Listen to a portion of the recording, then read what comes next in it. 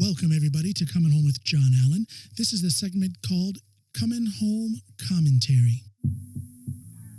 And welcome, everybody. We're going to talk a little bit about hypocrisy. We're going to talk a little bit about, as you all know, I am a fomenter of dialogue, of discourse, of discussion, because that leads to both knowledge, growth, and problem solving. But we have this problem in the political sphere, this problem between the left and the right. I'm going to say that I believe that it is the right who are the biggest perpetrators of destruction of discourse. And I think a good example is the recent murder of Ryan Carson in New York City. If you look at the discourse on social media and also in the news, traditional news world, the right pounced on that as, in their words, yet another example of left-wing debauchery. Look at this cesspool city, this left-wing city called New York City. Look what happens there. Crime, crime, crime. I call that a false narrative, because if we look at the facts from 2000 until 2020, if you look at the 25 states who voted for Donald Trump in the most recent presidential election, and you look at the 25 states that voted for Joe Biden in the most recent presidential election, those 25 Republican states exceed the crime rate, the murder rate, the violent crime rate. They exceed the rate that you find in that block of 25 Democrat states. So there's a narrative out there. Is part of the problem that the right is very good at talking loudly about a false narrative? Or is the problem that the left is too quiet about speaking the truth? Is it a combination of the two? No matter how we look at it, it's a problem. It's killing dialogue. Is crime a problem in the United States? Of course it is. Does it need to be solved? Of course. My question is, how is that going to be done when the discourse is as deficient and ruined as it is? Jonathan Hall, over to you. What's your take on this? Well, it's a tragedy that this Ryan Carson sounds like a decent guy trying to do some good work, was murdered in a random act of violence in New York City, the city in perhaps the world, at least in the United States, that has the most policemen. There's lots of talk about defund the police. I don't think anybody has seriously gone in for that. It would be a pretty radical move. But they say that this Carson person advocated for that. The New York City police, they've had their enormous budget was reduced in 2023 by 0.7%. This, of course, was more than made up for by the fact that the school safety budget was transferred from the police department to the Department of Education. So there's no real reduction in their funding. Random crime is always going to be a problem. Is punishment, is tough on crime going to solve that? I don't think so. It's a fact, and we have this problem with facts, and I'll get to that. But it is a proven situation that the United States is leading psychologists and sociologists. I know that they're liberal elite academics, but they are experts on this, and they're saying that punishment does not work. There are several reasons for this, mostly that a prison sentence is like a sentence to go to crime school.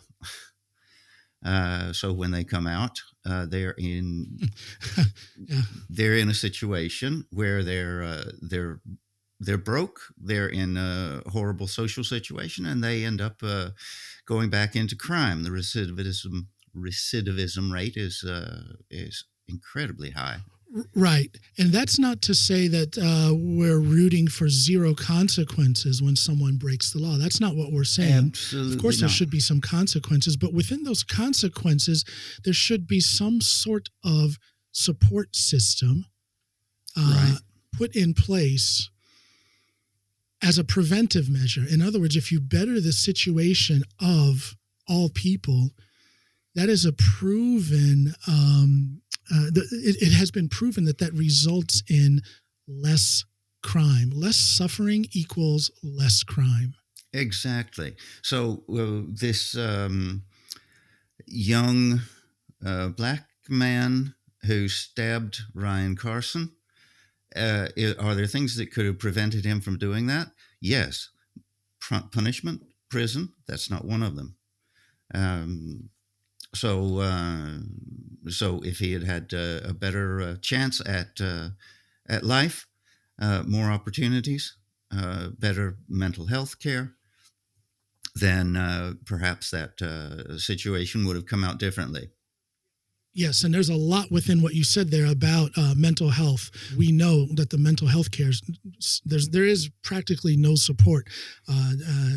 Thank you, Ronald Reagan. We know also, we've talked about this before, about equal opportunity, both for economic advancement, equal opportunity for education. If the playing field were more level, in other words, if there was less suffering, there would be less crime. That's a proven fact.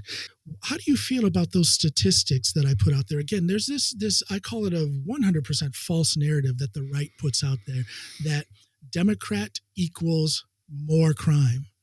And the numbers say something different. Now, of course, in big cities as opposed to rural areas, there's going to be some a disparity. But if you go to certain areas of the rural United States, such as Appalachia, I challenge someone to say that a place like New York City is worse than, for example, West Virginia. In fact, the numbers show that you are most likely to be a victim of a crime in West Virginia than in New York. How should we address, or are we able to address this false narrative, this ignoring of facts, this making up of so-called alternative facts that the right often comes with? Alternative facts are false. That's just not the way the facts work. Yeah, I can't say it without giggling. I can't say it without laughing. It's a ridiculous concept, but it seems to be working for the political right. Well, we have facts. We have things that we can see with our own eyes, which are, for example, the congressional record. That's a transcript of what goes on in our legislature. There are things that are caught on video. I know that lately, AI and deep fake and whatever, you can get a lot of mileage out of that. But there are things that are corroborated from several angles. You've got witnesses, you've got video, you've got recordings, you've got news, you've got hard news. Unfortunately, we don't have Walter Cronkite here telling us how it is. That's the way it was. October 7th, 2023. I wish he was here. But it's turned over to Twitter. Zitter, I call it now. So I read through you sent me a link to the thread. I don't use Twitter. I signed up for it. Smart man. In I don't know, a couple of years in when it was starting up.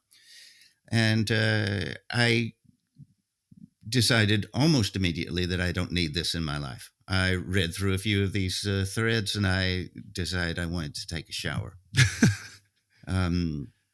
So it's not working out in the service of truth and good information.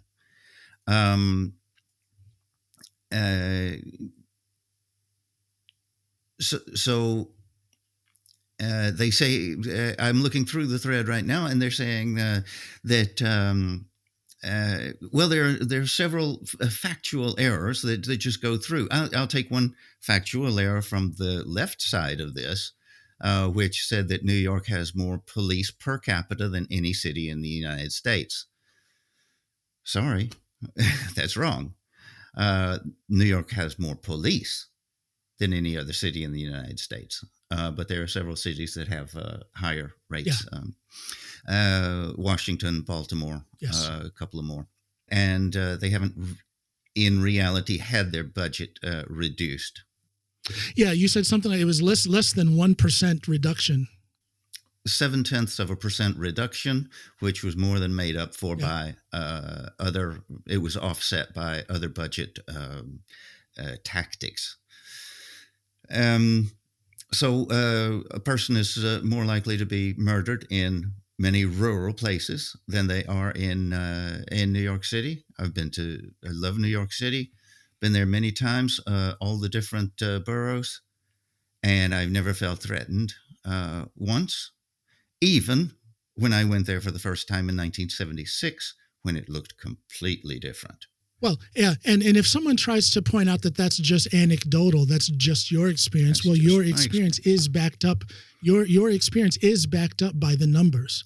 Absolutely. It is a fact that, and I take the example of West Virginia. You are more likely to be a victim of crime, especially violent crime, in West Virginia than you are in New York City. It's a fact. For some reason, we've gotten to this state of things where fact means less and less. The left is becoming more and more guilty of this. At the current state of things, I do believe the right is more guilty of this than the left. But regardless of who's more guilty of it, when we have discourse at this low level with such little reliance on fact, the discourse will not lead to meaningful change, and meaningful change is what we are looking for. I believe that's what we are all looking for across the political spectrum. We're looking for meaningful change. We're not getting it with this type of discourse. Not with this type of discourse. And like every third post on that thread, not every third, but often in that thread, you get these digs about, oh, how long have you been on Twitter? Did you just are you enjoying your second day on Twitter? Yeah, it's a toxic place. It's not helping the discourse at all. And this with facts, you can't trust anything that is written on there. You can go in and check reputable news sources. I know that I'm afraid, though, that the right wing is more liable to use inflammatory and non-factual information than the left has been doing. Yeah. The thing is, I think Twitter can still be a good tool for discourse and discussion and debate and meaningful debate in the sense that you can go there and pull up examples like we did with this thread. I'm going to post this thread in the comments to this episode. And you can pull out threads like that and use it almost as an educational tool. This is how not, in other words, we can have a discourse about a discussion about the bad discussion on Twitter. It's sad that it has become what it is. It's not much of a tool for bringing about meaningful change. I have to go now. Jonathan, as usual, this is the second time now we're left hanging. There's so much more to talk about. There's a lot. I'm going to get you back here for a full-length episode, a long-form discussion. Jonathan Hall, thank you so much for contributing your commentary to this little snippet of Coming Home Commentary. Thank you. Thank you, John. Everybody, thank you for watching. Thank you for listening. Remember, go to johnallenpod.com. That's JOHNALANPOD.com. That's where you're going to find my audiobook. You want to know a little bit more about me? You want to hate me or love me a little more? Go there. That's where my audiobook is, johnallenpod.com. Thanks now.